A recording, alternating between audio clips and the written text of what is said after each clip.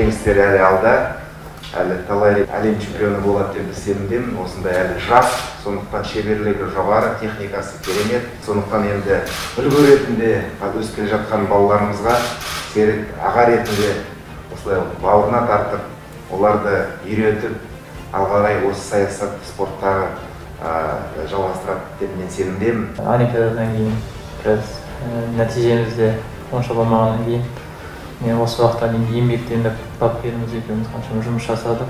Аллаға шүкір, енді жақсы жетістік. Сіздерді қуанттық деп ойлаймын. Жаңа осымен тоқтамай күмісімізді алтынға айналдыруға тырысамыз, еңбектенеміз. Перед чемпионатом мира тоже были вопросы по Серику, мог не участвовать. Если честно, по большому счету мы запрыгнули в уходящий поезд. Но Серик с присущим его спокойствием все эти вопросы снял на спаррингах. И тогда Бахтияр Артаев сказал: все, казаки, едет. Но с вас, говорит, медаль. Я говорю: все. Как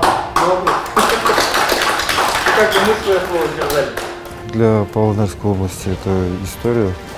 Почему? Потому что у нас не было финалистов чемпионата мира. Я думаю, еще впереди все, да. Это только начало.